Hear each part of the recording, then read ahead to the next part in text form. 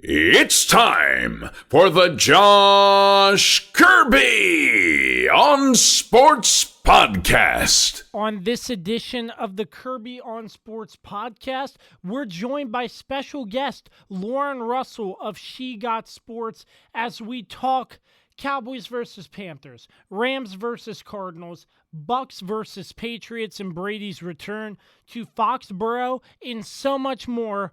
All coming up next. You're listening to the Kirby on Sports podcast. Shout out Q. Shout out Q.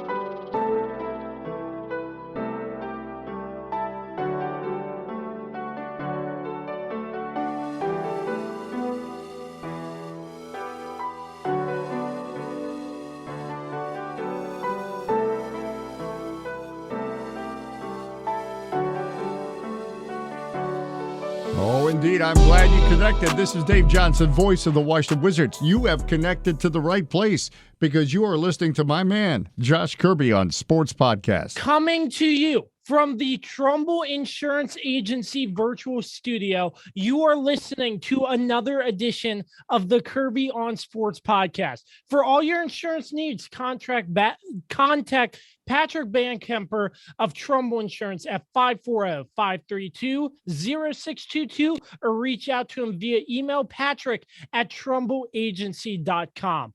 For our sponsors, Regroup Building Services, PM Plus Reserves, Shenandoah Primitives, Dr. Dave Leadership Corporation, and Mark Francis with Icon Real Estate.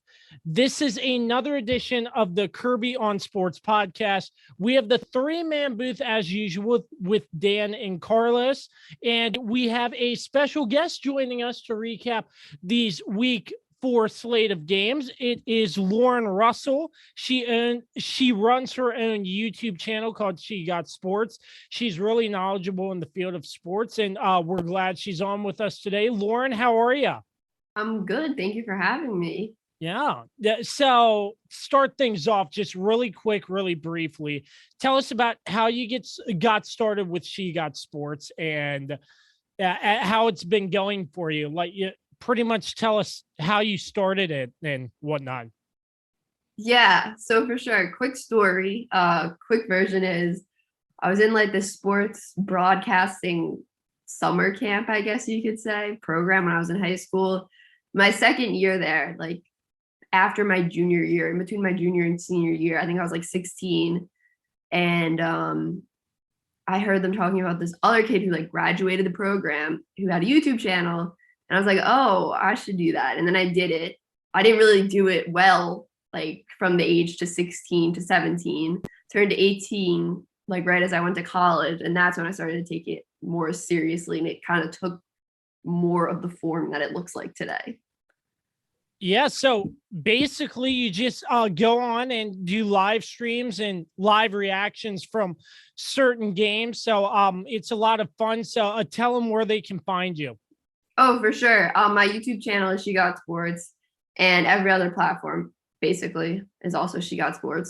All right. So without further ado, enough with the introductions. We have Dan, we have Carlos, and we have Lauren. Let's get into it with our first game on the slate. We will be talking about the Cowboys and the Panthers. Carlos, I'll start with you right here, bud, because you were doubting Trayvon Diggs. I don't think you're doubting him anymore. I mean, we've already established. I've already rescinded my comments on him not being a number one at the beginning of the season. He's a number one, and I can't wait for him to pick off Daniel Jones later this week. Lauren, I know you are a Giants fan, so prepare to take this hard L this week because they're going to win. And why are they going to win? Because it's going to be on my birthday, but we'll get to that later. Yeah, man. Dig. I mean, that whole defense is playing good. Now, of course, they just let go Jalen Smith, but I mean, I really don't see anybody contending against them to win the division. So, I mean, we look damn good in that third quarter. Like that first half, we didn't look necessarily like on it.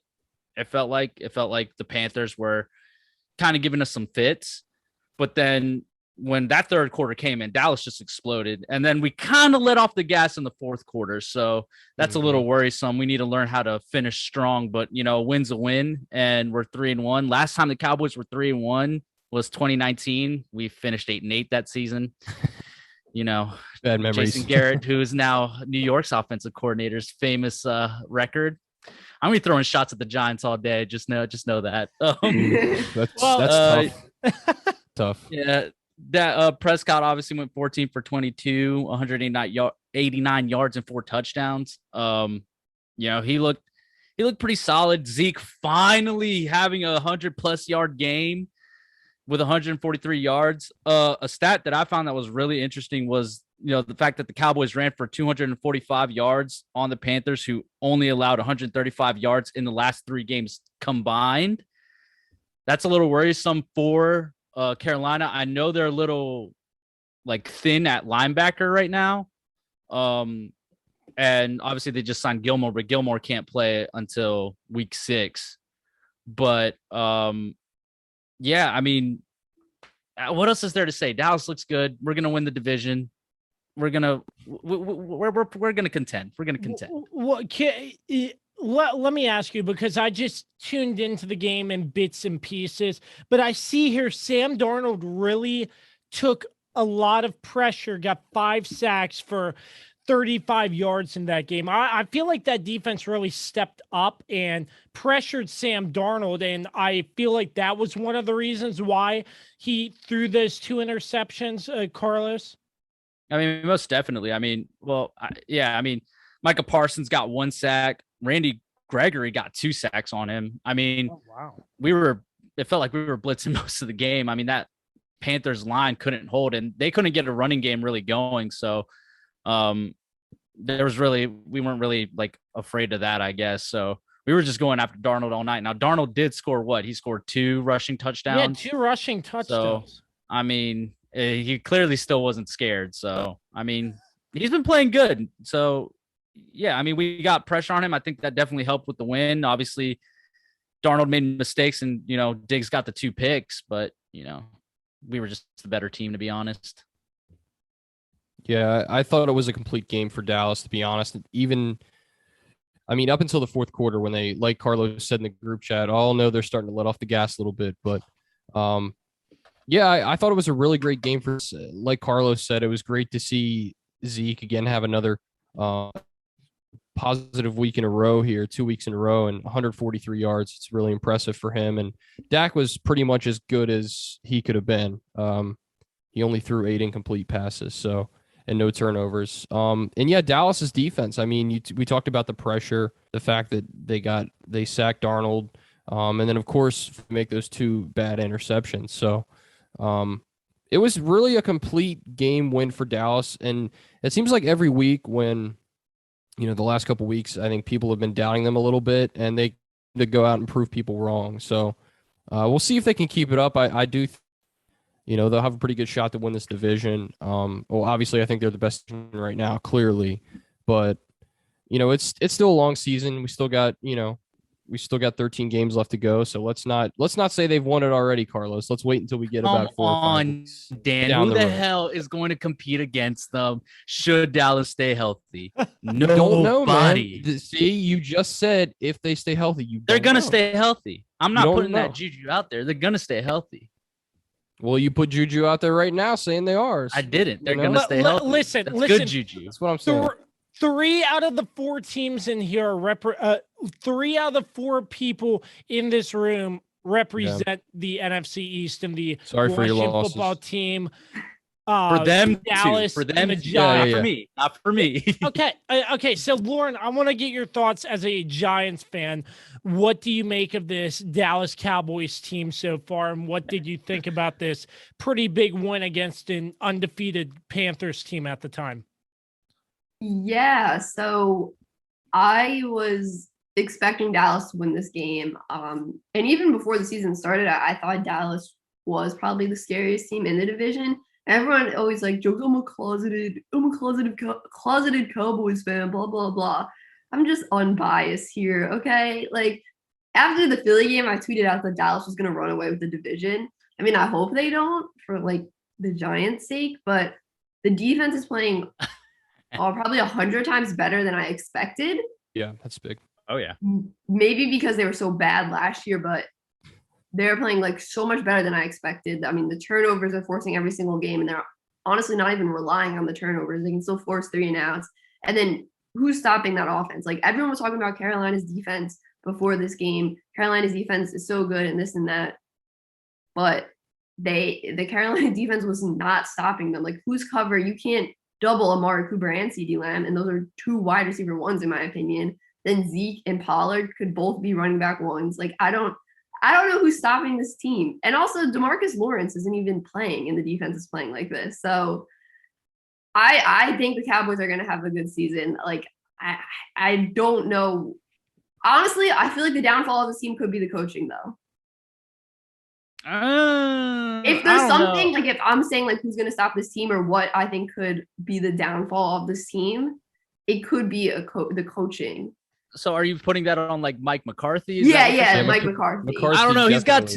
He's got 2 adults in the room with Dan Quinn and Kellen. I mean, it's clear like they are like the ones who actually control the team. Like some of like his what game was it? The Eagles game, like his clock management at the end of the his clock management has always been terrible since he was in. End of the first half. I was like, I agree 100%. That's gonna hurt us eventually at one point. Yeah, like I'm saying, if something were to like affect, like one thing I think could affect this Cowboys team, like internally, not from another team, is him. Is the head coach. Yeah. It's fair enough. That's fair enough. I kind of agree with her. Yeah, I feel like this was a very good game to watch for the 1:00 slate of games as the Cowboys defeat the Panthers 36-28.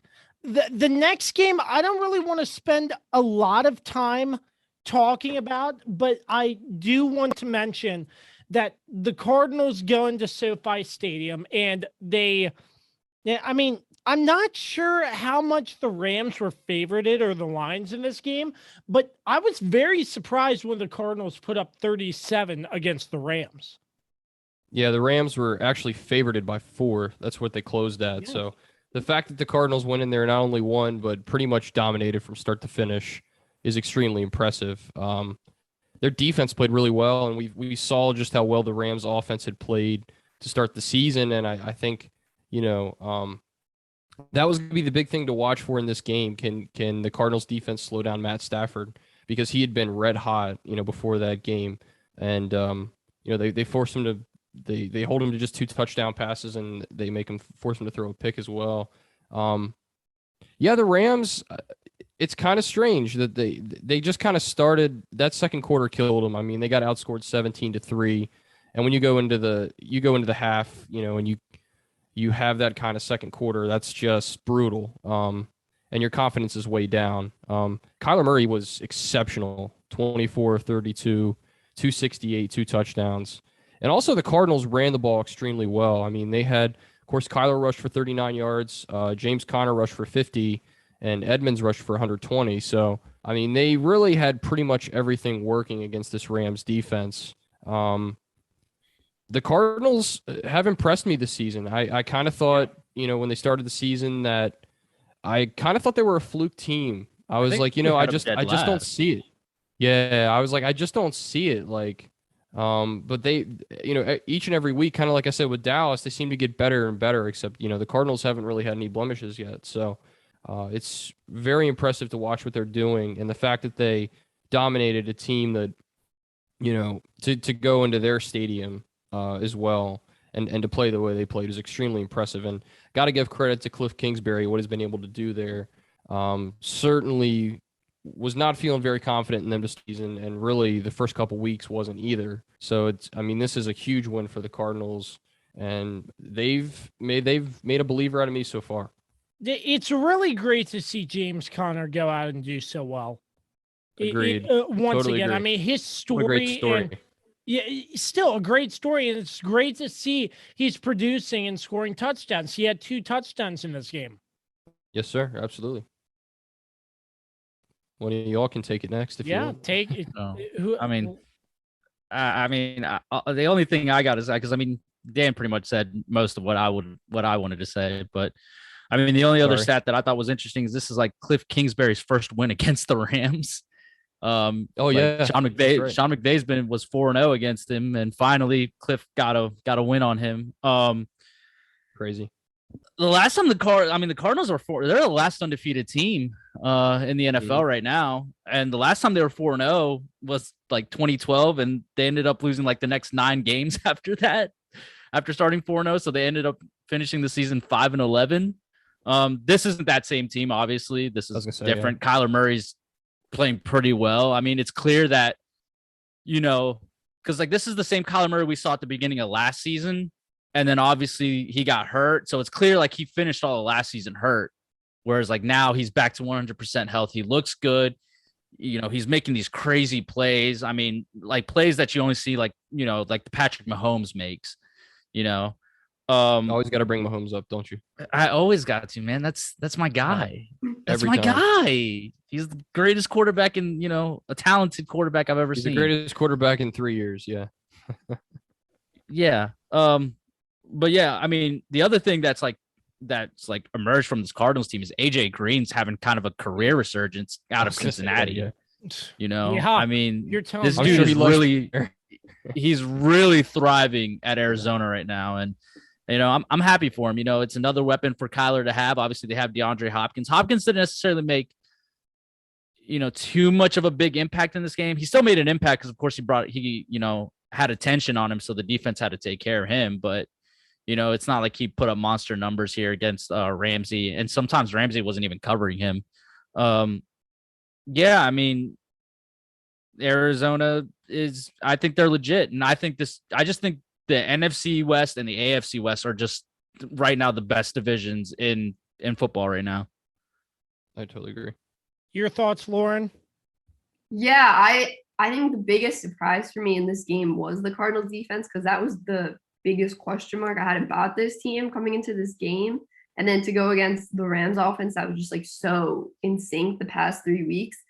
And then you get to this game and they look so discombobulated versus Cardinals defense. I mean, Stafford there was a 3rd and goal and he just basically threw it out of bounds. He was going for Cup and they didn't even get like a play. I mean, they got the playoff, but they didn't even get like actually a good look. And Kyler Murray is like eating the same. Like there was a 3rd and long, I think, around the 30-yard line. They were in field goal range. There's 2 defenders like that look like they can sack him. He gets the edge on both of them and runs for the first down. Like if you looked at the freeze frame, you would think there's no way this guy gets the edge on both these guys to get their first down. And he does. And I mean, I think a big thing with Kyler Murray, though, and why I think this Cardinals team could be so good is it's so hard to sack him. Yeah, I know he got sacked in this game, but I think he got sacked like 3 times or something. But there were so many more opportunities where he was like standing like face to face with Aaron Donald, and the guy's able to just out juke him and move outside the pocket and throw the ball for a completion. So if this team continues to play the way that it is, like I don't see a lot of teams being able to beat them, because the Rams defense could not stop them. They had such a balanced play calling on offense of running the ball and throwing the ball. Like it was such a balanced offense, and the Rams couldn't stop either the run game or the pass game. So, well, one thing I'd like to ask, I don't think so, but should the Rams hit the panic button? Because I think this game just the Cardinals were a better team. You're going to have a couple of these games to start the season. Yeah. And I mean, Matthew Stafford was bound to have this inconsistent type game. I mean, it's Matthew Stafford. He had these games in Detroit too.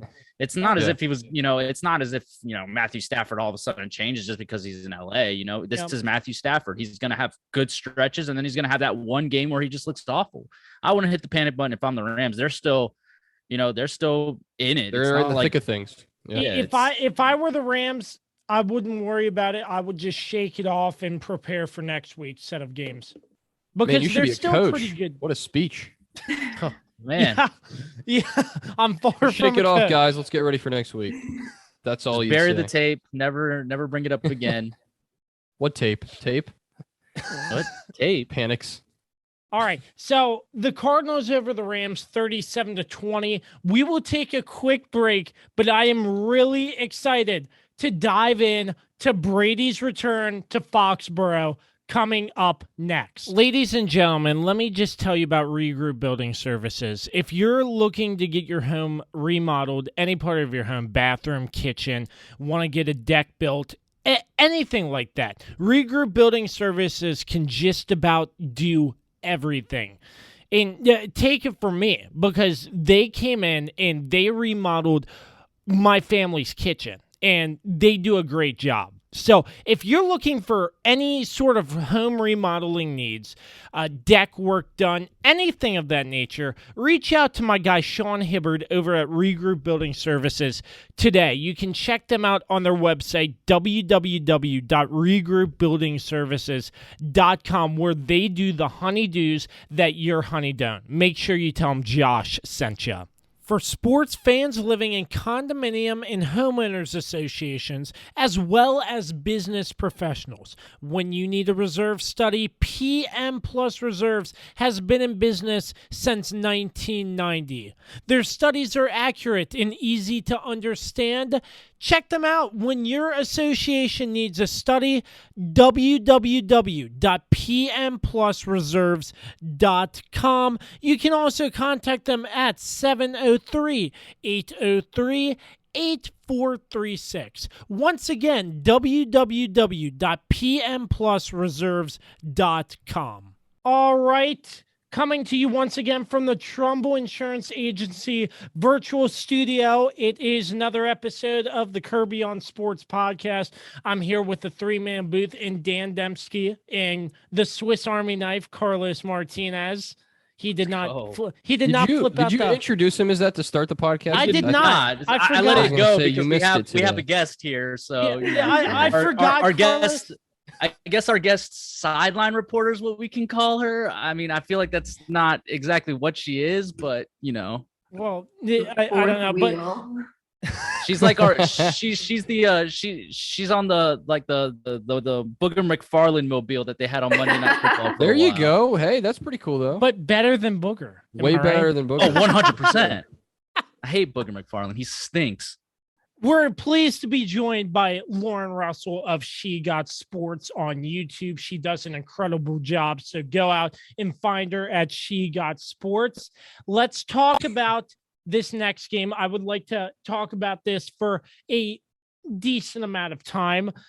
Tom Brady returns to Foxboro, where his career started, where he won all the Super Bowls, and for him to go into Foxboro, it was an electric night. I mean, just the pregame. I tuned in right at 7:00, and I was tuned in watching pregame. And man, I mean, we did a pregame show. Oh yeah, we did. I forgot. That's but right. We watched most of the game together. Oh yeah, that's also true. You know how do I forget dude? That was funny. We watched like the entire game together just on a Zoom call. But anyways, I was excited to see how much hype this game was going to bring. And I'll be honest with you, I thought I'd see a little bit more from Tom Brady in terms of passing touchdowns. I mean, even when he broke that record, it was like, I broke the record. Let's continue to play this football. It was a weird way to break the record. Let's be honest. In a stadium like that, yeah. In that stadium, it's strange. Well, because they weren't sure, like if like he actually broke the record because they weren't sure where the ball was supposed to go. Then they figured it out. Did he break the record? Broke the record. Did he break the record, Al, or not? Or we might have to wait for the next play or something. They were confused on the broadcast, and I was like, did he break it? Because they were saying something about they were going to stop the game for a ceremony or something, like Drew Brees. No, they said no. That was They weren't going to do that, I think, was what they said. No, I heard that was about it. I heard it was for the touchdown. If you broke the touchdown record, then they were going to do it. No, but you would have already broken the yards record to get to the touchdown record for sure. So. Yeah, it was only like 67 yards. He had. I think it was. Yeah, I think he needed 68. Yeah, I mean, it was like a huge chunk for Mike Evans. Obtainable, Yeah. And Drew Brees was there to witness that too. Yeah, with his nice new hairline, that was a great job by whoever dude. did that. You love. I'm jealous, man. I'm starting to lose mine. Hairline. I'm starting to lose mine. So it's like jealous of that guy. Yeah. Well, let's get to the game for a moment. Sorry. Mac Jones, I was very impressed by his performance. I was very impressed. He looks like he looks like a growing quarterback, and He looks like he could be the future. I know it's early, but it looks like he could be the ultimate future for the Patriots. But he looked pretty good. Yeah, he did. He looked great. But what didn't help him was the fact that they had negative 1 yard rushing. That was their total for the entire game. It's like I said. They brutal. can't get anything going in that run game. That run game is awful in New England. It's never going to have been that way there for a while. Yeah, he's never going to have success there if they don't do more to help. Yeah, they need to figure out that running back start situation. it up at least at this point. Yeah, to have Nelson Aguilar be your top rusher with 4 yards, there's a major issue. Yeah, it definitely is. But no, you're definitely right, Josh. He played great. I mean, he had 2 touchdowns, and of course he had the interception. But I really thought he grew up a lot in this game, and I think Chris Collinsworth alluded to this as well. He said this is kind of where, you kind of shed that rookie quarterback sort of mindset in a game like this, and I felt like he did. He would have shed it in a bigger way if the Patriots could have pulled that game off, and they had a chance to. But it just wasn't meant to be, It just I don't know. I think the stars are aligned for certain games, and it's Brady. He gets all the stars aligned in his way most of the time. So but like you alluded to, the Bucs offense was really not that great, especially they couldn't finish out drives. I was surprised how many times they just seemed to falter. The half end 7-3 Patriot or 7-6 Patriots rather. And so, the Bucs really struggled there in that first half to, put points on the board. At least they were able to get 3, but I'm not concerned with them. They're going to be fine, but yeah, it was a little, I think a lot of people expected, offensive fireworks, and that just didn't happen. I mean, it was just the opposite of that. It was just kind of a dull game. I mean, if you like defense, this was a good game to watch, and we watched the whole thing, but it wasn't a very eventful game. It was just Brady. It was Brady and Belichick. I mean, it's what everybody wanted to see. It's what everybody had circled on their calendars when the season started. So, it was exciting in that respect. But really, this game, I think was overhyped in a lot of ways. At least as far as it turned out in my mind. Now, Mac Jones did, like I said, I think my big takeaway is he grew up a lot in this game, and it's only the beginning of things to come for him, I think, for his future. But we saw how much work the Patriots have on that offense to help him out, because there's just nothing there right now. All right, Lauren Russell, I want to get your biggest takeaway. Were you recording a live reaction of this game due to the intense hype, the Brady coming back to Foxboro?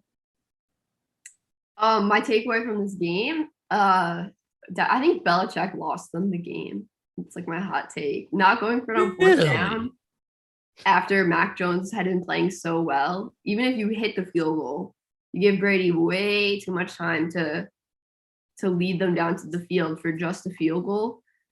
I don't like playing conservative, and I feel like every primetime game we've seen this season, well, not every single one, but I feel like a lot of them, the team that plays conservative always ends up losing. Like the team that doesn't go for it on 4th down always ends up losing. The team that goes for it on 4th down, it seems like they always end up winning. So I feel like as soon as he decided not to go for it on 4th down, I was like, oof. Even before he missed the field goal, I was like, I don't like this. Credit to that kicker for getting the distance on that in the rain. In the rain. Yeah, but Nick Folk's range is pretty much 50 yards in the rain. So, I don't know why they kicked that 54-yarder. He's not good in the rain. Yeah, that's the other thing that we haven't even factored into this, is that the fact that the weather was awful at that game. Yeah. It was pouring rain the at offenses points. Were so rough. Yeah. And also Julian Edelman on whatever that one NFL show is that they put on Paramount Plus. I can't remember what it's called. He said that he thinks that Brady just got way too hyped for this game, and that's why he came out and the passes were just way overthrown and too high for his receivers. I mean, I don't know. This game was interesting because of the storylines. I guess to Dan's point, it was pretty uneventful for the hype, I guess you could say. But there were people who obviously rose to the occasion. Obviously, Mac Jones rose to the occasion.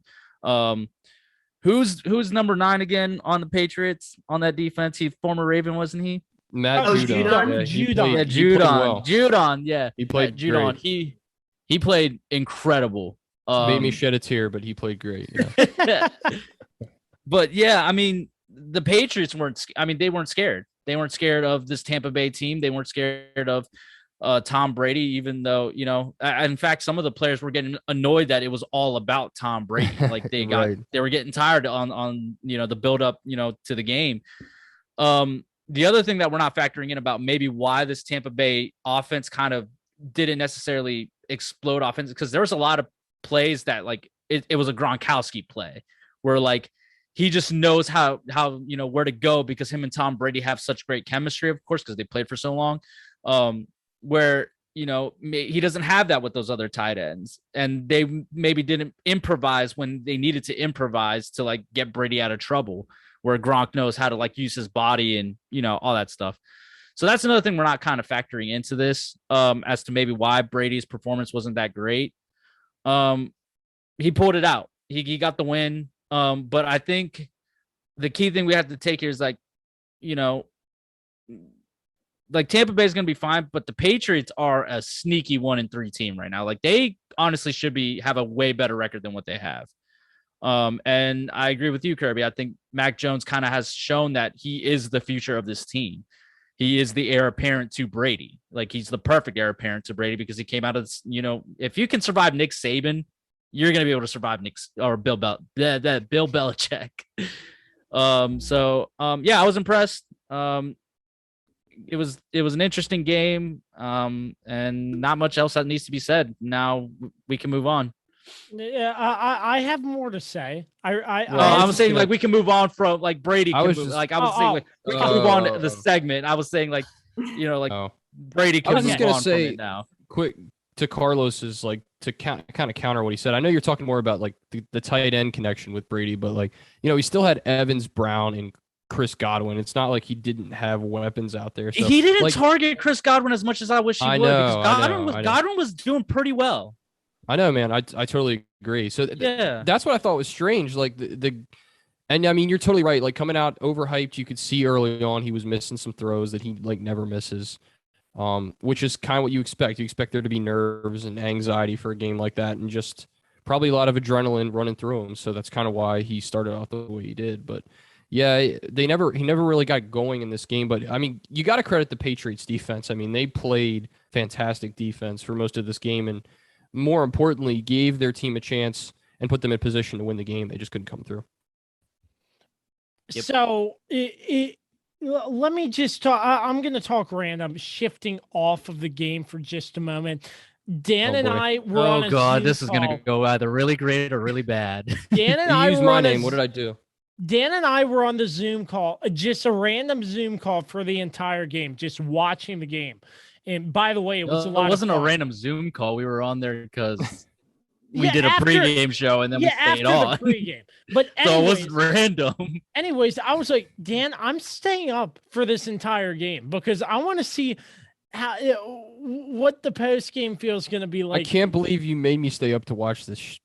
Crap, man. Well, yeah. Okay, so after the game ends, you see Belichick just walking. Then he starts to sprint and literally goes up to Tom Brady in a half a second hug.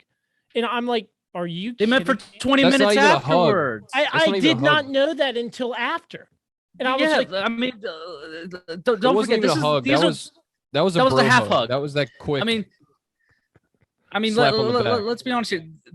These are two people who had some beef that kept it completely private behind closed doors throughout their like last Super Bowl run.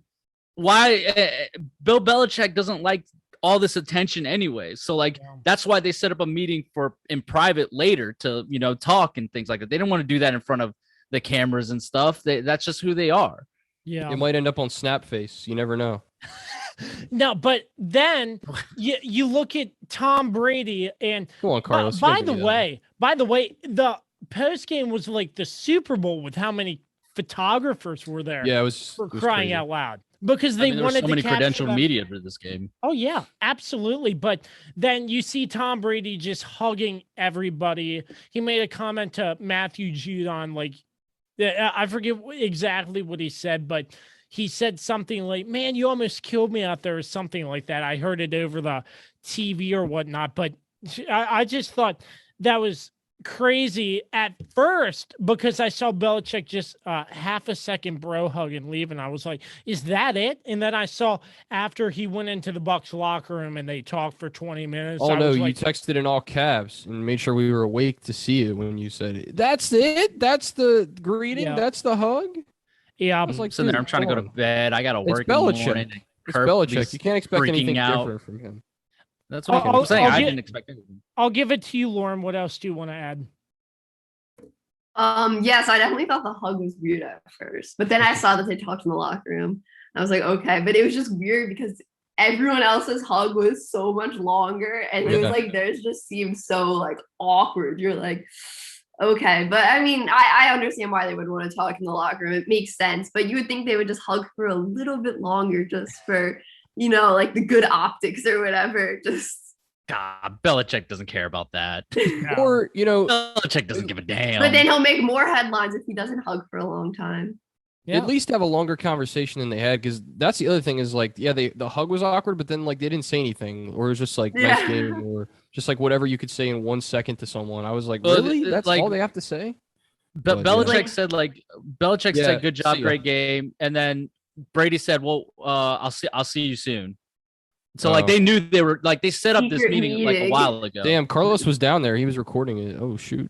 I mean, maybe I was. He was one of the credentialed people. Please tell me you saw Bill Belichick's press conference after. No, I had to go to bed because I have to work. Listen, unlike us, we don't stay up until 3 a.m. I'm an old man. I can't be doing that anymore. Hey, stop knocking me, Carlos, for real. So, Absolutely not. Okay, so the first question in Bill Belichick's press conference, somebody asked, Bill, what was it like facing against Tom Brady for the first time? And he's like, oh, that was a dumb question. I saw that. He's going to rip you. I saw that quote too. I was like, yeah, they face him in practice every day for 20 years. I was like, yeah. Yeah, that reporter did not word that question right at all. Mm-mm. When he said that, I was like, "Oh, Belichick's gonna say something smart ass," and sure enough, well, we faced him every day for 20 We already know how Belichick likes his. He's a good player. He hates press conferences. So he's a good player. He loves questions about long snappers, though. Oh, I mean, that was a great answer. Did you see that? It was a 10-minute answer about the history of long snappers, special teams, and it was great. I watched that the other day, and it brought a tear to my eye. He's a football historian, and like, if you want to talk about the history of football, he'll talk about that with you all day, apparently. But someone had to give that guy the inside scoop, like, yo, ask Belichick about this tomorrow. Like, he'll go We're on and on about the Patriots so much right now, and only one of us here has beaten them in the Super Bowl twice. So, Laura, how do you feel? How do you feel about Bill Belichick? Yes, I was famously on the field for both Super Bowls. Really? Really? Backup punter, No, because he said being serious. Yeah, she was being sarcastic. I was like, what? He's like only one of us, and I was like, God, yes, famously I was the backup so punter. hard. Got me too. Damn. I know. I got two other Giants YouTubers I was streaming with. We're in a fantasy league together, and on the stream I was like, "Oh, by the way, do you guys know who's in first in like the fantasy league?" And I was just making it a joke because it was me. They actually went check. But okay. Back to the question. I was 7 when they first 7. Yeah, I was 7 or 8 the first year they won. So I don't remember. I don't remember watching the game. And the second time they won in my lifetime, I was like in 7th grade, but I wasn't really that into football. All I remember was the last like Tom Brady Hail Mary and how I felt like 5 minutes. Yeah, and they had like Gronk on the. I think Gronk finally made an appearance on the field for that play because he was injured going into that Super Bowl, and then Aaron Hernandez was, Yeah, it's a shame. That's a shame. Yep, to say the least. But Anything more to add about the Bucks and Patriots? Tom Brady's the GOAT. Watch out for the Patriots. They are a sneaky 1-3 team, and I think they have a legitimate shot at making the wild card if they can, I think this might be a launching point for them where they're going to start to play really well. I agree. I agree with that. It's definitely one of The those Cowboys losses. are going to beat them, though. It's definitely one of those losses where you build a decent amount. I feel like that's the case for the Patriots. They had nothing to be ashamed of for this game, other than the fact that they had -1 rushing yard. They have to work on that. I mean, for sure. They got to figure that out. But it's one of those That's games bad. that, like, even in a loss, like you see that you can hang with these teams. It's kind of confidence like what building. Dallas. Yeah, it's like what Dallas had with Tampa Bay earlier this season. They showed, hey, we can hang here. And I think the same thing with the Patriots here. Mac Jones belongs. Mac Jones belongs in the league. That's right. Absolutely. Anything else to add, Lauren? No, I'm good. All right. So that's the whole slate of games we have. We'll take another break, but we have sort of a new kind of segment we're going to try out. So stick with us right here on the Kirby on Sports Podcast. Is it finally time to upgrade your home's interior? How about with an authentic farm table made locally from recycled barnwood? Shenandoah Primitives, based right here in Winchester, Virginia, makes farm tables, benches, tables, coffee tables, and a long list of other items for your home decorating needs. At Shenandoah Primitives, function and style are combined for great furniture that will last generations. If you're interested in combining the industrial look of metal with wood, or considering something incredibly unique with a live edge, Shenandoah Primitives turns those ideas into reality. Thinking about a mirror, wine rack, or other accent piece for your home, Shenandoah Primitives can assist with that as well. As a local small business, Shenandoah Primitives is happy to work with each client for a custom design or schedule an appointment to come out and view current inventory. Local, high-quality, handmade items can be found at Shenandoah Primitives. Find us on Facebook and Instagram or visit us at www.shenandoahprimitives.com. Once again, that's www.shenandoahprimitives.com. All right, back with you. Coming to you from the Trumbull Insurance Agency virtual studio, it's the three-man booth. Dan Demski, the Swiss Army knife, Carlos Martinez, and our special guest, Lauren Russell of SheGotSports on YouTube. Find her on all social media platforms as well. She does an amazing job. So, yeah, Carlos brought this idea to me, and I think it's a good idea. So if it flops, it's on me now. Okay. If that's right. If it flops. We're one month into the NFL season. So sort of like a state of the league, state of the union. We don't have an official name for this. Okay. Sorry. So score 7 beers ago. Yeah. 7 beers. God. Okay. So 1 month into the NFL season, sort of as a whole, we're going to all go around and give our thoughts on the NFL season so far. It sounds like Dan doesn't like this already, Carlos. Oh, well, he's going to have to sit through it and suffer. I'm just kidding. I think I can say enough to say 2 words. All right, Dan, we'll start with you. Oh, wonderful. Thank you for that. Screwed yourself. Congratulations. You This played says yourself. very good. Very good. Yeah. I deserve that one. I'll just say what I've said to you guys a couple times already. I think as far as the AFC, I think it's pretty wide open right now. There's a lot of parities in the NFL, especially in the AFC, though. And I think, outside of Buffalo, I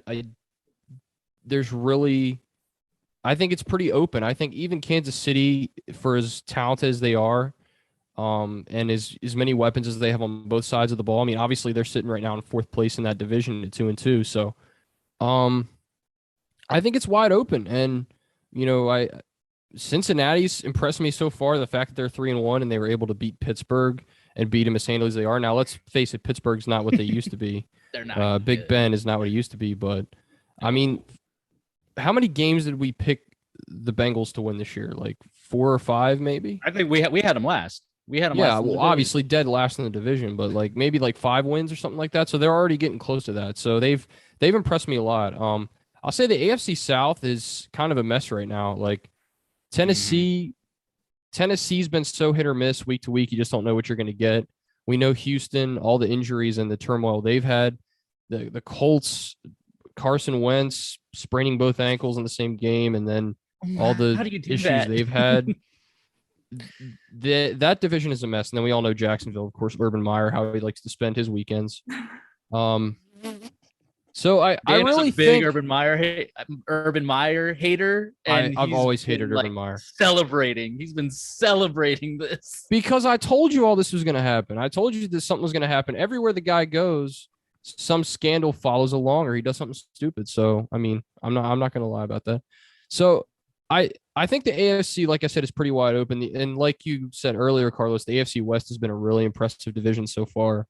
And that's going to be a fun one to watch pan out as the season goes forward. Even, I made a joke last night that the Raiders had their season collapse a little earlier than usual, but they're still right in that chase as well. So that's sort of my state of the union. I know I kind of went on a little bit of a tangent there, but I really think the AFC, in my opinion, is pretty wide open right now. And I'll let you guys touch more on the NFC since all 3 of your teams are, situated down there in the East, down there, here/there. Your team is like down the street from Kirby's team. You're here on the East Coast too. You just somehow got put in the North. Yeah. What can I say? All right, Lauren Russell, let's hear your thoughts. My thoughts. Okay, my thoughts are kind of all over the place. I think the biggest disappointment so far this season has been the Colts. Ooh, I thought they were going to be really good, and their offensive line cannot pass protect. Like Quentin Nelson's on the IR now. I'll just call it. He's out for I don't know how many weeks exactly he's going to be out for, but he's going to be out a few games. And with Carson Wentz's bad ankles, not this past game, but the game before, and the bad O-line, just a terrible combo. I mean, he was just having to throw the ball on the floor because he couldn't move outside the pocket. The pass rushers were right in his face. But I still have some hope in them. I mean, they've played some pretty tough teams. So I still have some hope. I had them really high up in the AFC. So I hope they don't make me look like a fool. I think the 49ers are another team that could possibly be overrated, depending on what happens with Jimmy Garoppolo here and what happens with Trey Lance. I think they got a game plan better for Trey Lance because I still feel like he needs to develop more. And I know he went in last game as the starter during halftime, so he wasn't prepared to start and the game plan wasn't built around him. And I just felt like he was kind of, scrambling too early. And I hope next game, if he is a starter, they, just game plan more to his strengths and everything. But I hope they don't rush his development there. And good teams, let's talk about surprisingly good teams. Oh, definitely the Cardinals, surprisingly good team. Who else I think is a surprisingly good team. I don't want to say I'm surprised by the Chargers because I really expected them to do well. I had them going 12-5 this season, but I think the Chargers are very, very legit this year. They're legit. They're so legit. Yeah. And Dallas's defense is probably one of the biggest surprises. You goddamn right we are. You goddamn right we are. I think I had such low expectations for them, but I thought they wouldn't stop anyone. I thought every quarterback was going to go in there and shred them for 300 yards. Dan Quinn's done a hell of a job there so far. I mean, yeah, absolutely. Completely turned that defense around. It just shows how bad Mike Nolan was last season. Mike Nolan was awful last season. Shout out to Dan Quinn. Yeah, I'm just looking forward to say? seeing the live reaction of the Cowboys versus Giants game this week. Oh, yeah. I mean, honestly, I don't know if the Giants are going to win that one. I don't have super high hopes for that game. But hard L. It's a hard They're going down to Dallas, too. Carlos, we have a guest on the show. You can't be you got to be nice. Come on. You got to be nice. It's a hard L. Listen, being listen, realistic. Listen. I show no mercy. I show no mercy here. Being okay? realistic. That would be rude to lie. You're going against my team. Okay, my team.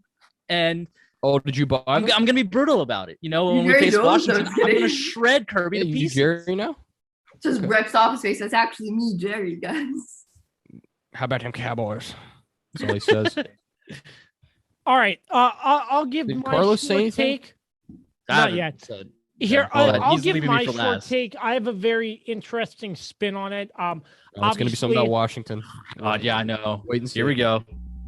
Yeah, Doom and gloom. Not. Get ready for it. It's not. I'm not going to get political at all, but I really do like the fact that you hear little to none about COVID-19 affecting the league. I know we've had some COVID test positive, but everybody has been vaccinated, and the way the league is working with vaccinated individuals, they have a shorter time before you can get back. So essentially, if you're vaccinated and you test positive for COVID, then there's a quicker chance of you coming back. But I mean, other than that, like maybe 3-4 times I heard COVID in the news. Knock on wood, we don't hear anymore. But I think the league is doing a very good job, and we're enjoying football. And it feels like yet again we're not dealing with the pandemic. Well, and the key there is, I mean, you talked about it. Testing. There's more access to testing this year. We have a vaccine this time around, and it's the mandated vaccine. So, obviously, the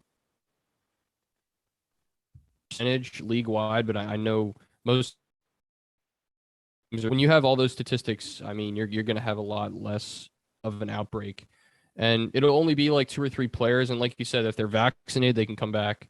What is it? 3 or 4 days positive, if you test negative twice, right? So after the positive test, the NFL has handled it really well. I thought last year was kind of a mess. Of course, there was no vaccine. There was still a lot of questions about COVID and all that stuff last year, and we saw several outbreaks. Of course, my team had the worst outbreak where they had 15 or 16 players at once. That had to miss time, including Lamar.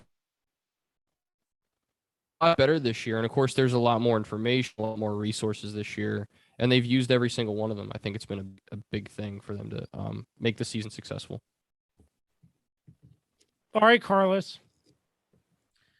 Oh, it's my go? Yeah, okay. It's your go. It's the brainchild of this segment. Cowboys to the Super Bowl. I'm kidding. That's not happening. No, I mean, dream big. One day, hopefully, in my lifetime. Well, I'll see that, but it's not happening this year. That's for sure. No, I mean, this season just has been so much fun.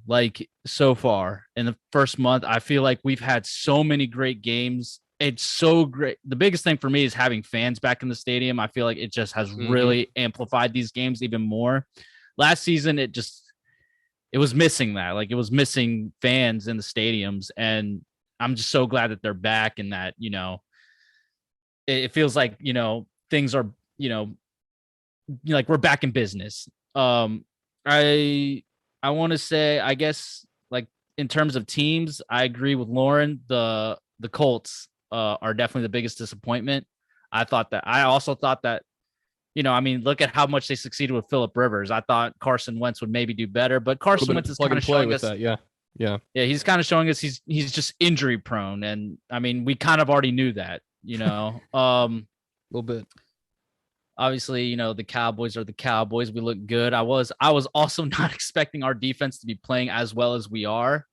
And then, the AFC and the NFC West, man, those two divisions are so good. Those teams are so stacked. Even, obviously, my other team that I'm having an affair with, the Kansas City Chiefs. Obviously, my dog he wasn't named after the Chiefs, but he's got the team name. But they got to figure out that defense in Kansas City, because they can't stop the run, and Patrick Mahomes isn't going to be able to save them all the time, and the other, And I feel like I've said in prior episodes, I feel like they're, a victim of their own success because like they have been in these situations where they've gotten down. Obviously, most iconic, the Houston, playoff game where they were just, getting blown out in the first quarter. And then they spent the next 3 quarters just obliterating the Texans. Yeah. Justin Herbert. I mean, my God, clearly he's like the best. He was the best pick out of the quarterbacks in that draft class. I feel like it's also because he got put into a great situation, whereas you see not every quarterback gets put in a great situation. He got drafted by the Chargers are legit. Yeah. The Raiders, I mean, they're still kind of like they're in it, but like I got some questions still about them, whether they're legit or not. And then obviously the Broncos losing Teddy Bridgewater right now is not the best, but I feel like once Bridgewater comes back, they should be back on track. Drew Lock is just not a good quarterback. Yeah, I mean, obviously, I think we could throw that first game for the Packers out against the Saints. I think this is the actual Green Bay team we're gonna get, and then everybody else in the North kind of sucks. NFC wise, AFC wise, different story. The Ravens are. Thank you. Even with all those injuries that they had at the beginning of the season, Dan, they're looking good. They're looking good. And obviously the Bengals, the surprise team, and Cleveland is, I don't know, man. I don't know. They're up and down too. They're up and down too, but they're still winning, obviously. Yeah. And obviously they slipped up against the Chiefs and let the Chiefs come back. But, that's just normally how it goes with the Chiefs sometimes. And then obviously Big Ben needs to retire. He's awful. I hope he keeps playing. I mean, that I'd be fine with it. Yeah, I bet you would, but eventually they're gonna have to further and further and further down in the AFC. I mean, please. Kirby's favorite quarterback is coming in soon. No, he's coming soon. No, yes. Dewey Haskins is coming soon, Kirby. No. You can celebrate, not my rejoice. Favorite. Not my You favorite. can buy that number 4 Pittsburgh jersey. You can make yourself a it Steelers looks so fan. sleek. Oh man, Kirby, I'm not it's gonna doing happen. No. Kirby, for Christmas, that's what I'm getting you. I'm getting a Dewey Haskins jersey, and you're gonna Don't wear you it. have a Washington Haskins I- Washington jersey there, Kirby?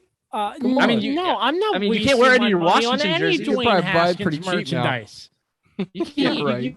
You can't wear any of your Washington jerseys. They're all out of date. So I'm gonna get you a Dewey Haskins one from Pittsburgh, and you're gonna look great. You're gonna look great. Oh my God, that'd be great. It's gonna be fantastic. We're gonna. If I had $1 for every time Carlos brought up Dwayne Haskins, I would be a millionaire. It's gonna be all season, Kirby. All I think season, he'd be a thousandaire. Probably not a millionaire though. I haven't brought him up a million times yet, but yeah. Who knows? Anyways, for the record, Dwayne is not my favorite. Thank you. He is. It's don't let him lie to you. We can roll the tape back to last year, but we won't do that now. It's okay. I have hard proof, Kirby, but we'll move on from that. Yeah. Okay. The NFC South, obviously Tampa Bay is the favorite there. I mean, aside from them, the Saints are inconsistent. Yeah. I mean, they just lost to the Giants. Atlanta's Saquon Barkley actually kind of looked pretty good in that game. I'm not gonna lie. I still think he's not 100% back because obviously that ACL injury is, it takes about a year to get back to where you were. But it's good to see him back because that was, sad when he tore his ACL last season. Yeah, I mean, obviously the Falcons stink. The Panthers obviously I think they're the second best team in that division behind Tampa Bay. Darnold's played nicely. I mean, he's had a nice little comeback. Proving once again, Adam Gase should never get a head coaching job ever in the NFL again because when Ryan your eyes Tannehill look like that, you shouldn't be a regular person. You're probably a robot. No one's face should make the whatever you call that. Agreed. His eyes were doing, but I just want to say, oh, sorry, Carlos. No, go ahead. I was just gonna say in general, fans are back. I think that's the biggest thing for this season so far. Is that fake artificial crowd noise last year was so bizarre and weird and sounded Well, terrible. it took away home field advantage for a lot of teams. i.e., Seattle, Kansas City, New Orleans. Yeah. Think of any fan, the crazy fan bases where, they even the affect Browns, the game. Yeah. Yeah. I mean, the Browns, God bless the Browns fans because they suffered fans enough. are crazy. And thank God Yeah. they have a decent team. Now They it's the deserve Detroit it. Lions that are suffering. Well, they've always suffered. What do you mean? They're suffering real bad right now. Yeah. I mean, that, what happened against the Ravens, that's heartbreaking for them. Yeah. Not for Sucks you, to be Dan, them. of course. All right. Yeah, I mean, last thing, AFC South. I mean, not AFC South. I mean, is Tua the guy? Is Tua really going to be the guy? Do you guys think? I mean, he's been injured, of course, but do you think he's going to hold up either? I mean, he doesn't have much. Doesn't have much around him either. So, and Jacoby Brissett hasn't played that well either. So, do you think not that he's any better on a but... Deshaun Watson trade? Man, I don't know, man. It's That's tough a tough to one. say for me right now. Yeah, Lauren, I don't know. I have to think about that one.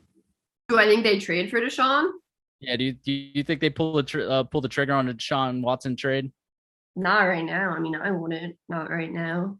You have to see how that plays out. And you have Tua, yeah, Can't just say, and "Screw Jacoby you, Tua." Brissett honestly has been playing terrible. I mean, I wouldn't. If I'm any team, I would not trade for Deshaun Watson right now. I don't care what team I am. Yeah, right now is it's a risk. Say that. Put it that way. Because we don't know what's going to happen there. So that's about it for me, Kirby. Okay, we're gonna jump straight in to our hurry up offense. It's where we touch on the rest of the games brief and quickly that we did not touch on earlier. Are we ready? Okay, hold on. We got needs to be quick. Okay, Lauren. So what happens? We make the play call, and then on whatever, let's say on 3, then we all do the break. Okay. Which we messed it up the last 2 times. Yeah, we messed it up the last 2 times. So hopefully we get this right. So Dan, you want to make the play call? What's the play call? It's a John Gruden one, and you got to do it in that. Spider through Y banana on 3, man. Ready? 1, 2, 3. Break. No. Close enough. Close enough. Close enough. Bengals, Jaguars. I mean, the Jags just don't look that good. I mean, there's not much to say. That's an understatement. And Urban Meyer is forcing his way out the door. He's busy in a bar. Anyway, this game was interesting. Oh my God. Because the Jags really, in that first half, I mean, they dominated that game, but I know what a hell of a second! What a hell of a second half by stick. the Bengals and Joe Burrow. I mean, Joe Burrow's been, for what he has to work with, he's also been another guy who's been really impressive so far. So I would just say great game by Joe Burrow, and I'm not going to comment on Urban Meyer anymore. I think I've discussed my hate for him very clearly and concisely. So. Yeah. Joe Burrow 2-0 against Trevor Lawrence, obviously the national championship game, and in this game, still think Jamar Chase was the wrong pick. I still think Cincinnati should have drafted for the O-line, but you know what? It's working out for them so far. I guess they're 3-1. I mean, there's not much to say. Urban Meyer that USC job is calling, so he'll be there next season. Oh, me? Is it my turn? Yep. It's your turn. Okay, just solidifying the order. Yeah, Joey B. I love him. He's awesome. And it's crazy because he didn't just tear his ACL. His whole knee was messed up. And for him to play the way he's playing right now is really impressive because it hasn't even been a year yet. That's right. No. Kirby loves him too. He got the same haircut. Okay. Yeah, that too. Me and good haircut to Joe Burrow. emulate, though. Yeah, I guess. It's a great haircut. All right. Moving on, the Washington football team over the Atlanta Falcons. Ugh. There's still Oh man. There wasn't a good thing except for Taylor Heineke. Looks all right. There's a lot of work to do in Washington. Yeah. There's a lot of work to do in Washington. Here on out, the Washington football team has the hardest strength of schedule. Yeah, and Matt Ryan played literally one of the best games I've seen him play in a long time, and he still lost. So Even with that noodle arm. yeah, that poor sorry noodle. Anyway, It's clear. It's clear. It's just an Atlanta thing. It's clear that it wasn't just a Dan Quinn thing with Atlanta where they lose leads in, late in games. I mean, they were winning that game handily against Washington, and then they just blew it at the end. Obviously, I don't know, man. Like I said, I really feel like they need a clean house completely of that era of that 28-3 team. They got to leave Matt Ryan behind. I mean, they're not going to go anywhere with Matt Ryan anytime soon. He's like 150,000 years old. They gotta change it up. They couldn't necessarily cut bait with him because he was going to cost too much money on dead cap. I think it was, like something like 28 million or something like that. So they were like, we might as well just play him for now. He's just coughing dust out there. That's all. Yeah. It's just all, I don't know. When you had, quarterbacks like Justin Fields on the board still in the draft, and you didn't draft a successor on a strong draft class that we just had, next year's class isn't necessarily going to be the best. It's kind of, I don't really know what Atlanta's future looks like, but it's not looking good. And I'll just say one more quick thing for Washington, because I didn't touch on them. Yeah, their defense is not good at all. I mean, even as good as Chase Young in that pass rush was supposed to be this season, because we saw how good they were last year, but they've really been slowed down by the league this year. I don't know if lines are blocking them differently or chipping them differently or whatever they're doing, but they figured out how to stop that Washington pass rush. And that was the bread and butter to their success last year, because their secondary could play poorly and it didn't matter because they had, 4 or 5 sacks a game, whatever it was. And we get to see him in 2 weeks. Yeah, that's right. Live. In person. Yeah. I was watching the Giants game. They had a game break for the Atlanta-Washington game.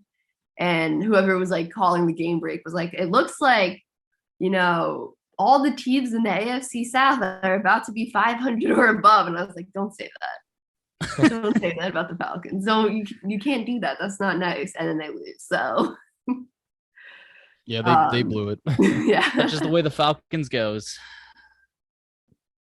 They're used to it, I think. Yeah. Kirby.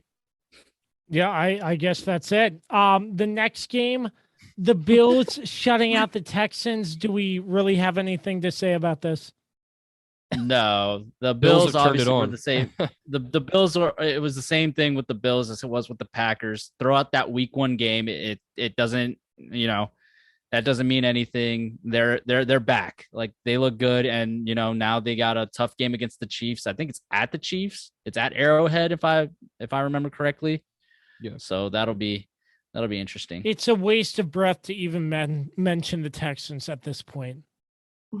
Yeah. Well, don't talk about my boy Davis. Yeah, you're right. You're not. I was about to say. I can't believe that made him laugh so hard. That was such a dumb joke, and he's just he was trying to sell it. He was trying to sell it, Dan. All right, Yeah. just he's trying to sell your joke there. Every comedian has one of those in their crowd, so I appreciate you, Josh. Lauren, how terrible are the Texans in your mind? Well, they're much better with Tyrod Taylor playing. Amen. Agreed. Amen. Agreed. So I feel like Tyrod finally isn't going to lose his job to a rookie quarterback after an injury. I feel like we're past that. He's not. Davis Mills is not starting. As soon as Tyrod is ready to come back, he's starting. Totally agree. He's had the worst luck. Tyrod has the Yeah. worst luck. Hey, let me see your lung. Oh, whoops. Yeah, just Let me How do you accidentally do that? puncture this for you. how do you do that? I hope happens. that guy lost his medical license. That's all I got. All right, moving Yeah. on. The Bears over the Jeez. Lions 24-14. Justin Fields named the starter for this game, only gets sacked once, throws 1 interception. I thought the Lions could potentially win this game, but the Lions are still the Lions. I smell an 0-17 coming from the Lions. I really do. Yeah. Justin. So the crazy thing about this game is Matt Nagy gave up play calling in this game, but he did it quietly. Nobody actually knew until post game when they actually got Matt Nagy to actually say that he gave up play calling. So I guess that's why Justin Fields played a lot better in this game. Who called the plays? Do you know? I think it was their offensive coordinator. Yeah, I love how he did it quietly. That's so funny. Oh, they knew it was going to be a story if like they like brought it out like, hey, I'm giving up play calling, The saga of Matt Nagy and play calling, giving it up and keeping it is literally funny. It is. It's over and over. Yeah, it's cyclical. It's clear that he's not good at it. He's just not he just does good it. at Like it's like you're gonna risk your own job, brother. Like, come on, bro. Every time he takes a job, he thinks he can do it. He's like, but I can do it. And then, yeah, it just goes horribly for him. He should just hit random on like Madden or something. See what Ask a coach, you mean? He's definitely gonna try to play call again next game or something. Oh, for like, sure. Oh, let me try it again now. We won. Let me try again. He'll give himself false confidence. He'll be like, "Oh, give us the best chance to have offensive success." Mm-hmm. Yeah, all right. There's not much to say about this game, to be honest. The Lions, I mean, I kind of agree with Carlos. It's a hot take, but like they haven't, other than the Ravens game, which was a rough game for sure, they haven't really been competitive at all. So they seem to get worse and worse every week. So I'm really not confident that they're going to win a whole lot of games this year, to be honest. Anything else? All right. What are you taking my order or something? Jeez. Yeah. Okay, I'll have him on rye. Okay, thank you. The Colts over the Titans 27-17. I was surprised Carson Wentz came out and threw 2 touchdowns against the Dolphins, obviously with the backup quarterback. But, I mean, coming off his double sprained ankles or whatever, he seemed to be not struggling with that or anything. But, I mean, I really did not watch much of the game. I caught bits and pieces on Red Zone. But still, I mean, he seemed to come out and perform decently. Yeah, Dolphins have a ton of issues. I mean, Malcolm Brown, their leading rusher, only had 23 yards. So that pretty much speaks to where they are as a team. And, yeah, they've had a bunch of injuries. And I think Tua gives them a better chance than, Jacoby Brissett. Decent in this game. I don't have a whole lot to add. Yeah. that was very profound. I know that was like Socrates or something. Anyway. Yeah. Carlos? I mean, there's not a lot to say about this game. I mean, Dolphins are kind of in trouble, I think. Obviously they were expecting this to be kind of their year a little bit, in terms of, because, obviously with the 7, playoff teams, there's extra wild card spots, available. So I know they thought that this was going to be their year where they were going to make the playoffs, because obviously they were 1 game out from making the playoffs last year again. And then of course they lost to the Bills, but man, it just shows how much kind of, they banked on Tua. Obviously Tua can't really stay healthy. And then obviously, they don't have, Fitz magic anymore. So I think another thing is like they have dual co-offensive coordinators. So like, who's really running that offense? Like, who's play calling, who's making the game plan, who's doing all that? Like, I don't know. Not a whole lot. I mean, the Colts getting their first win of the season, good for them. But I mean, they have a lot of work to do if they want to make the playoffs. Lauren? Yeah, I mean, Colts offense, I still don't have a ton of confidence in them. Like, they still can't really throw the ball down the field just because they don't have the time to do it. Like, Carson Wentz needs to get outside the pocket to get the ball down the field. I mean, Jonathan Taylor is honestly putting that offense like on his back. He had over 100 rushing yards, touchdown last game. Like, he's the one who's literally moving them down the field. So they gotta, hopefully when Nelson comes back, that offensive line will be sturdier. But in pass pro, that offensive line is a little scary. All right. Moving on. Lauren Russell's New York Giants defeating the Saints in overtime. I'll start with you on this one since you're the Giants fan, Lauren. Yeah, for sure. I thought they were going to lose this game for sure. But they always win the games they're not supposed to win, I feel, and always lose the ones they're supposed to win. Finally, they opened up the play calling, threw the ball down the field, and that's literally why they won, because they were actually playing to their quarterback's strengths and not having everyone run a curl route, which is silly. So, I mean, that was like probably the best game I've seen Daniel Jones play. So that made me feel good for sure. Yeah, he threw for 400 yards. He had a great game, and really, he was the biggest reason why they won this football game, like you said, Lauren. And nice confidence booster for the Giants. They definitely needed that win. And yeah, Jameis Winston, he's like a box of chocolates. You don't know what you're going to get the week. So he's kind of a mess right now, and I know at the beginning of the season after game 1, we were like, oh, man, look how good he is. His LASIK got fixed. Yeah, his eyes are fixed. And it seems like every week it's like it flips back and forth. So they're, the Saints are kind of a mess. But Alvin Kamara had another good game, and he's been consistent for a long time for them now. Yeah, I mean, to see what kind of Jameis they get. Yeah, I mean, I thought the Saints were going to win this because it was their first game back in New Orleans since the hurricane and all that. And clearly that really didn't necessarily help. It was a good win for the Giants. I mean, it's not going to make a difference, of course, next week. Daniel Jones still sucks, but, that's just my personal opinion. Carlos, we have a guest on the show. And I'm going to treat the guest as if she's any other person on our podcast, I guess you could say. They're going against my team, Kirby, okay? Wait until it's the Washington Cowboys, week. I'm going to slaughter Washington that week. We slaughter Washington all the time anyway, just because You're right. No, but I mean, what I thought was another key thing coming out of this game was Saquon had a really good game. He looked really good. It's good to see him back, because he is a very explosive and exciting player to watch. So, I just hope, they lose next week. That's it. Fair enough. All right, moving on. The Browns defeat the Vikings by 7 points.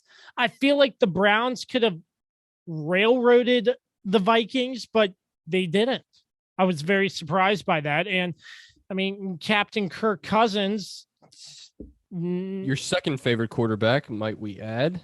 No. His second favorite is RG3. His third is Donovan McNabb, and then his fourth is Kirk Cousins. Thanks, Carlos. Number 1 is still Dewey Haskins, though. Number 1 on the field and number 1 in your heart, Kirby. Good grief. Let's keep it moving. Go, Dan. Yeah, I'll just say that both teams had chances to, I don't know, this game was very back and forth, and it was very sloppy in a lot of respects. And the Vikings definitely had their chances to put the Browns away, and vice versa, and neither team could do it. So, yeah, I'll just chalk it up to, I don't know, early rust, even though we're a month into the season now. I don't know. It was not a pretty game by any sort of stretch. Again, Dalvin Cook only 34 rushing yards. That's pathetic. Yeah. Kirk Cousins can throw for 600 yards in a game, and if they can't run the football, it's not going to matter. So he could throw for 600, but a majority of those are going to come in garbage time when it doesn't matter. That's just who Kirk Cousins is. But I mean, this game was very sloppy. I mean, at one point the score was 11-7. I mean, how often do you see that? Like Blue Jays Orioles or something. I mean, it wasn't the best game for the Browns. I mean, defensively the Browns look great. Offensively, they're kind of struggling a little bit. It feels like. Hopefully they can find their footing again, because obviously we saw how good they were in the opener. But they're still winning, so that's all that matters. And Kirk Cousins, I think, stinks still. Okay. Gotta do So we didn't let Lauren give her thoughts. Yeah, I'm sorry, Lauren. No, you're good. You're good. Real quick. Come on, dude. Jesus. The guy says we have a guest. Forgets the guest. Okay. Thanks, man. Thanks, Carlos. No, I just have real quick. I'll just say real quick. Browns offense is definitely concerning me. Even the game before this game, they were kicking a lot of field goals, and I was like, why can't they score a touchdown? But the defense is really good and could carry them. Agreed. Do you guys hold on, before we move on real quick? Do you guys think it's because Jarvis Landry isn't playing right now because he's obviously hurt, and I don't remember how serious the injury is? Do you think that's hurting this team because he's not there? I mean, they just got Odell back, but obviously Odell's coming off of an ACL. They still have other options, so I don't think you can throw that out completely. Like Jarvis Landry is definitely the number one receiver, no doubt. I mean, he has been literally their go-to guy when he's healthy. So, and Odell Beckham, you know, I don't know. I've always kind of felt like he was known for that one season he had in that especially that one catch, and his whole career has sort of been based off of that. Of that. And of course, it was against my Cowboys, but yeah. How about them Cowboys? But yeah, but I guess this question is more direct towards Lauren, since she was the Odell, since she used to, you know, have Odell on her team. Yeah, I loved Odell for sure. I met him like 3 times or something because I was like, I loved him. But no, honestly, I have to totally agree. I don't think it was just the catch. Like he put together a bunch of 1,000-yard seasons. Like I think it was versus the Ravens. He took that slant to the house just to seal the game. It was just a simple slant route. Just shots at Dan. Just took off. Like no one on the Giants can do that now. Ooh, shots at you, Dan. It happened. No, that's just one of my memories. It happened. All right. I can't lie. All right. So we'll do a speed round because Lauren does not have much time left. So we'll quickly run through these games on a speed round basis. The Jets get their first win of the season over the Titans, 27-24. Jets stink still. They'll never win another game. Titans, let's get it together. Titans are in trouble. Yeah. Chiefs over the Eagles, 42-30. And the home of the Chiefs. Every week we got to hear this crap. Listen, come on. I mean, the Chiefs look good, you know. Yes, of course they look so good. bad though. They played the Philly defense, Carlos. I know, that's what I'm saying. Every They look NFL good offense offensively. look good against the Eagles. And I don't know why the Eagles don't want to run the ball. It's really confusing. It's because Sirianni's a freaking idiot. Yeah, they literally Jalen Hurts literally carries their offense. His back must be sore. Now Lamar Jackson had a sore back, but Jalen Hurts is back after this game. He must be like laying on the ground. Miles Sanders had 7 carries. It's just crazy. Crazy. Seahawks over 49ers, 28-21. Jimmy G goes out with an injury and Trey Lance finishes it off. I think Jimmy G is going to be out for like 3 weeks. So, I mean, he could, I don't know what's going to happen there. I mean, it'll be interesting to see, but let the Trey Lance era begin, I guess. Yeah, this was a good game. A big one for the Seahawks. They needed this win. They kind of struggled to start the season. So huge one for Russell Wilson and company. Kind of off to a little bit of a slow start themselves, but good to see them start to pick it up a little bit. Dan's Raven. Oh, sorry. No, you're good. You're good. I was like, you guys can slide through it. I just think the Seahawks defense played better this week than they did versus the Vikings because like Kirk Cousins was kind of shredding that secondary 2 weeks ago. So yeah, sure. Great point. All right. Sorry about that. Dan's Ravens over the Broncos, 23-7. Drew Lock's not good. Hey Dan. I think that was Bush League, bro. What your team did at the end. I'm not going to get into that discussion right now. Oh my God. No, I think that was awesome. I think, you know, Big Denver Fangio has no such a room to sore complain. loser, bro. Win the game, Denver. Good. Win the game, and then you can complain. You guys got blown out. They were trying to throw a touchdown pass with like 5 seconds left. I don't even want to hear it. Listen, Teddy Bridgewater has to get better soon because Drew Lock is going to tank this season if he's quarterback for a while. Agreed. I got nothing to add. I was happy with how we played. I thought it was a complete game all around, to be honest. Yeah, Ravens look good. Yeah. Okay. All right. Last 2. Packers over Steelers. Skipped her again, dude. No, I said in the beginning. I said she did make her comment this time. Okay. Yeah. Sorry. I'll just continue. Big Ben is not good. Big Ben sucks. He needs to retire. Aaron Rodgers looks good. This Packers team looks good now. And there's nothing more to say. Yeah, I have nothing to add. I think they covered it. The Los Angeles Chargers strike a bolt of lightning to cause a lightning delay. God, somebody was on Twitter for too long. Bolt up. Bolts so who up tweeted and that and you stole that from 28-14. They are better than the Raiders. No, I'm just kidding. No, Staley's actually a very good head coach. I liked how aggressive they were on fourth down and just like really didn't give the Raiders a chance to come back in this game after they scored those first 2 touchdowns in the second half. Like they really didn't give them an opportunity because I just kept going for it on fourth down and converting. And yeah.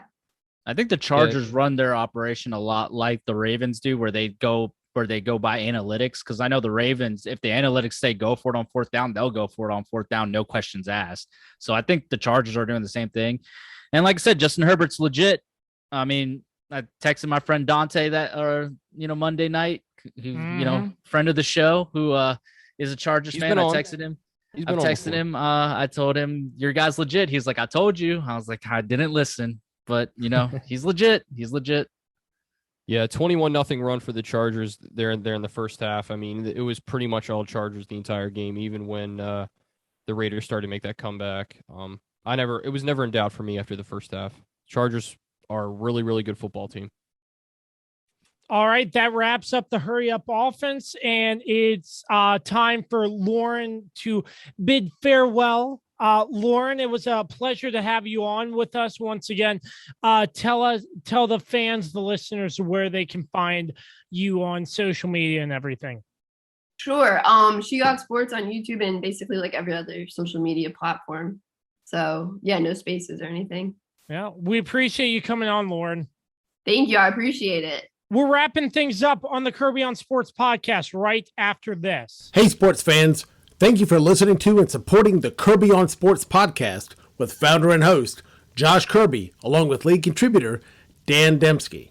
Like, subscribe, and give them a 5-star rating wherever you get your podcast from. My name is Dr. Dave Miles, founder of Dr. Dave Leadership Corporation. Our company helps leaders build engaged and productive teams.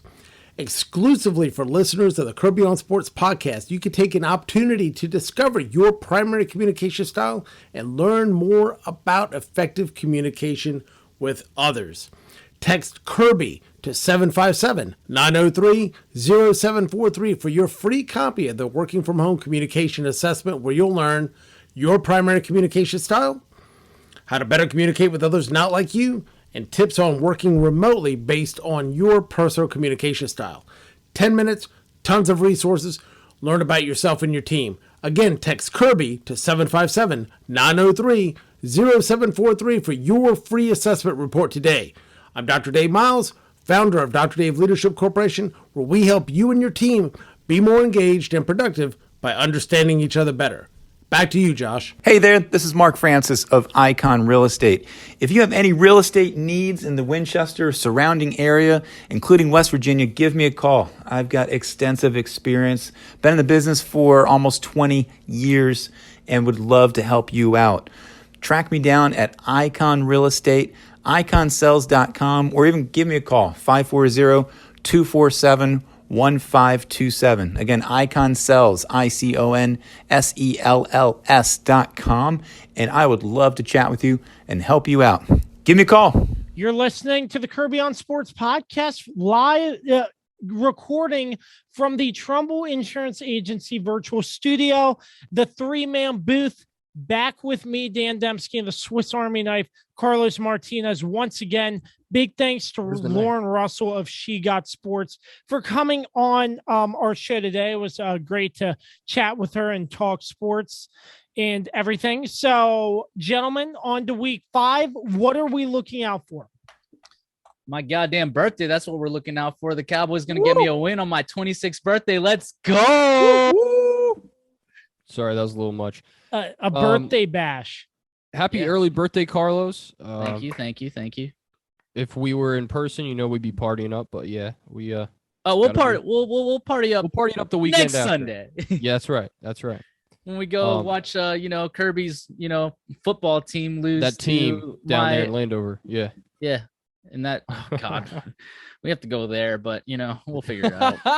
Hey, at least you're not driving to the stadium. I mean, yeah.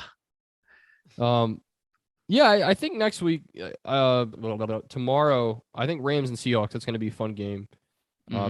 Interesting to see if Seattle can step up a little bit. They've kind of been inconsistent so far this year, and obviously the Rams are coming off a loss, so Can the Seahawks catch him and knock him off balance and maybe gain some ground in that division? I think that's the one game I'm looking out for.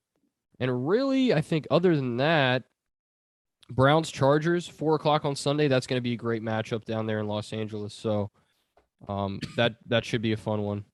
Other than that, I think that's all I have. Bills and Chiefs. I'm looking out for that one. That's on mine. Bills, Chiefs, Giants, Cowboys. I think that might be a shootout.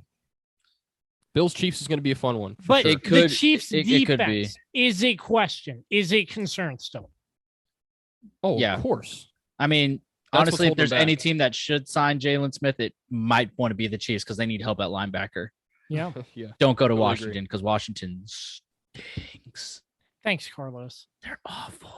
All right, that about wraps it up for another edition of the Kirby on Sports podcast, recording from the Trumbull Insurance Agency virtual studio. Once again, for all your insurance needs, contact Patrick Van Kemper of Trumbull Insurance at 540-532-0622 or shoot him an email, patrick@trumbullagency.com. For Dan and Carlos, I'm Josh. For our sponsors, Regroup Building Services, PM Plus Reserves, Shenandoah Primitives, Dr. Dave Leadership Corporation, and Mark Francis with Icon Real Estate. Our music by Productions by Quet, and thanks to Dave Johnson as well. Find us on all social media platforms, all streaming platforms, www.kirbyonsports.com. Until the next time you hear us, always remember to create greatness. So long and peace out.